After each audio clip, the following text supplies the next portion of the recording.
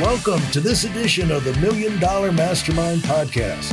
This is where we pick the brains of high achievers from all walks of life and get their hard-earned, real-world insights on winning. I'm your host, Larry Weidel. We're going to have some fun this afternoon talking with Robert Cornish. Hello, Robert. Hey there. How are you doing this afternoon, and where are you? Doing very well, just a little bit north of Seattle, in the office here in Linwood, Washington. Okay. Yep. Your background, everything. I'm intrigued with your book. I'm intrigued with your accomplishments. And the thing that we get into on this podcast is how people operate, what they've learned about what works and what doesn't work, and you got to make choices in life. You're out there, you become an adult, and that's what you say, like, if it's going to be, it's up to me. I got to make a choice, and then I got to live with it. Yep. And if I don't like it, then I got to change it. Yep. And then you learn how to do that in the beginning, and you flounder around. But the floundering is very useful because you're learning to be assertive. You're learning what doesn't work. You're learning to how much pressure to put on when you need to be assertive and, not turn into a butthole, and run everybody off. Yeah. You got to you can't run everybody off all the time and have a team. So, you learn these things while you're floundering around. But then what I've noticed, I don't know if you've noticed this, but I noticed it first, Robert, in sales and doing presentations. Like, you learn how to present something. You get the facts and cover it, and disturb. And then, here's a solution and overcoming the objections as you go through the process. But what I found was that in the beginning, it was a matter of learning to memorize it, like you're an actor or something. But as you got into the flow of prospecting, all of a sudden, words started coming out of my mouth. And I noticed with other people, even same thing happens in speaking. Yeah. Like, words come out of your mouth, illustrations pop into your head that are just like, frigging brilliant. It's like, where did that come from? Well, it comes from your subconscious and everything. It kind of shows you actually have a pretty powerful brain up there on your shoulders if you challenge it to go forward. Put it in an uncomfortable situation, make it do things, and then all of a sudden, it starts coming up with stuff. And what I call that's really the magic of big leaders and high achievers. The magic that only came because they put themselves out on the firing line. They did the repetitions, and then they got insights that came from, inside them about what they're doing. And this is what makes, the high achievers unique, like yourself. Like when you write a book, you've got things to offer that other people don't have to offer, which you learned by doing what you had set out for yourself to do, So that's why I've got one of the most fun jobs in the world of talking to high achievers. Yep. And being operating in that world, because it's like you're just delving. It's like a license to go and look at the magic, and where the magic came from. And those insights that are work for you. And you're really not interested in arguing anything about it because it works. It's just like you've proven to yourself. So, as where did you would you say, got you started on your road? Let's just tell people your current company, just kind of a quick overview. Correct me on these things you want. Has been listed one of the fastest growing companies in your state, Washington, but also all over the United States. In Inc. 5000 from 2013 to 17, Silicon Valley fastest growing.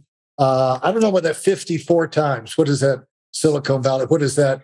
It was the Silicon Valley Fast 50. It was the Fast 50 list, and we made that 4 times, and then we made the Inc. 5000 list 5 times. And but yeah, or 360.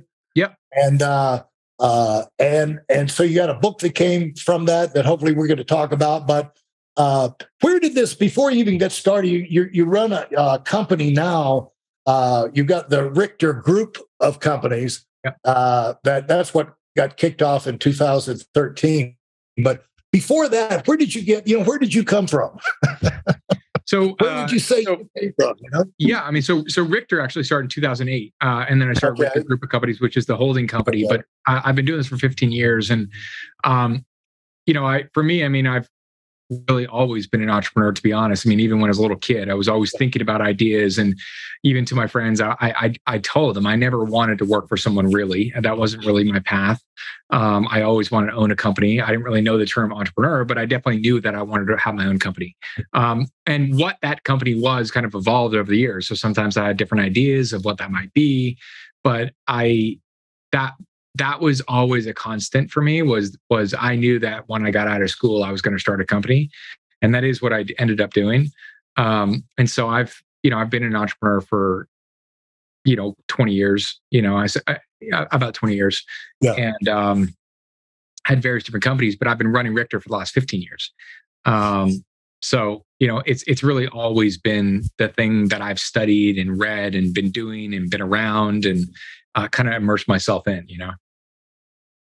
as we're thinking about doing well and passing on what we learned to the generations coming behind us, which is the real rewarding part of having achieved success, is being able to pass it on, inside and outside your own family and your own company. But you wonder what, it's the nature and nurture situation. You wonder, like, here you are, a young guy, and you've got this thought in your head, like sometimes it just comes, it's like divinely planted in you.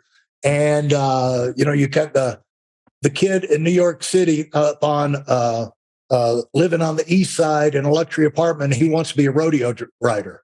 He wants to ride Broncos for his career, but then you have a little girl out in the middle of Wyoming. No one's ever seen a ballet, and she wants to be a ballerina. And so sometimes it's planted like that.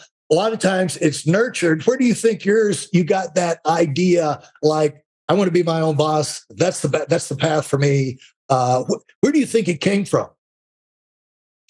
I mean, I think it's just who I am, to be honest. Yeah. I mean, I really think when I look back to even being a kid, even the choices I make. I played competitive hockey and I was a goalie, and I often think that the goalie is kind of the entrepreneur position of that. Right. Because you see the whole ice, you can see the plays, the players come to you, you kind of help lead the team, and you could steer the team to some degree. So I think there's I was compelled towards leadership. I was compelled towards ideation, like ideas and doing things and being able to sort of mold things to what I want. I've never had a shortage of ideas.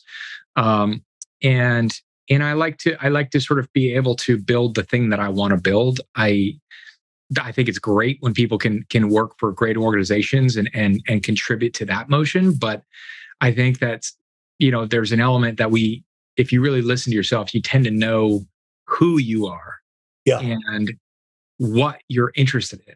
And for me, this is who I am and what I'm interested in. And so when I pursue the things that I have a strong interest in, it makes it a lot easier. If you pursue something where it's just to make money or to make a buck, it makes it very difficult to push through the struggles and the various things you're doing. But if you're a little bit more aligned, I would say, with who you actually are, and you can kind of lean into that, I think you're going to do a lot better.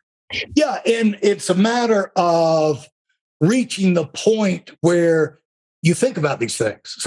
Some people don't think about it till they're in their 50s. They've just been doing what they were doing and, following the rat path. And, but the sooner you can start, like, who am I? What do I want? And a lot of that, Robert, I don't know if you'll agree with it, but a lot of that comes from what you're interested in. You take 100 people and show them 100 different things. They're not all, and if you're to put some kind of electrodes on them to see what their brain, gets fired up about, they're not all going to, they're probably going to have almost 100 different things they get fired up about, but you can't control that response. I used to have go in meetings. And just for fun, I would put up things I'd done with the family and places we've been. And you have big homes, or then sometimes you just throw things in like a fancy motorcycle or, race cars or some of the big resorts around the world. And you see the audience, you just flash the picture up there. If you go, ooh, involuntary, comes from God, it's like, wow, ooh, it's like, whatever you oohed for. What I found is people tend to put you down when you're materialistic, you're selfish, you don't understand, things don't bring you happiness, But the one thing that going after something that, in our company, one of the greatest early explosions we had was a guy came in, didn't even want to do this full time, but he wanted a Winnebago. He wanted a dadgum Winnebago. And so he wanted to come in, do this enough on the side to where he could get a Winnebago. Never bought the Winnebago. They wound up making hundreds of thousands of dollars, moving to another state, building a huge organization. But what lit his fire was he wanted something and he was interested in something. And to me, that's what, I take a kind of a different approach to where if there's something material out there that fires your butt up, if it's a home, a vacation, or it's, some kind of thing just on a guttural level of boom, go after it. And that, because the key is to unleash what's inside you. And the way you find out what kind of person you are is like, what does interest me? Yeah. And a lot of times the first things you're interested in is not really where you're going to wind up, but it gets you going and you learn things, because it gets you moving forward. But how did you get moved? What were the first things ideas that came across your radar and you said, I'm going to give this thing a try early on? And what kind of things, which you went rolling after? Well, I mean, I've always loved business and stocks and things like that. So when I guess the very first thing was probably stocks. I studied stocks and was trading stocks, and actually helped me launch my first company. So I actually did quite well. And then I took, I sort of built my portfolio. I studied many books. I'm an avid reader. Yeah. And so at the time, probably read 50 some odd books on stocks and investments and things like that. But I loved business. I loved that space. And when I was, 18, 19, I was reading all about it all the time, every day. And I what do you think was fascinating to you about it?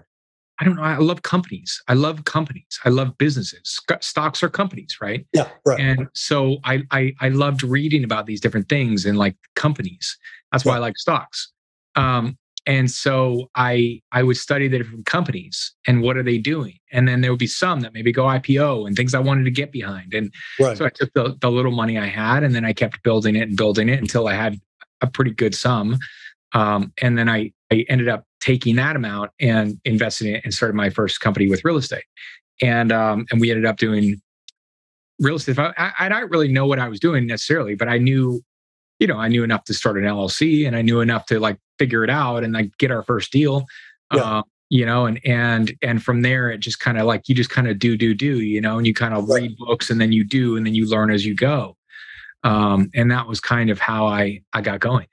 Did you ever follow up with some of the authors who wrote these books and get to where you knew them personally? Or did you find that certain authors you responded to more than others and, wound up getting some kind of relationship or something like that? Some I have connected with some, but not necessarily from the early day stock books, but I have done that from time to time, like on LinkedIn, and connect with people and I love reading, so I'm an avid reader, and so I have definitely connected with people that have written books. Not all of them, but some of them I have done that. Yeah. And what kind of advantage? Because you said the stock market is a big place where it's a big casino, and no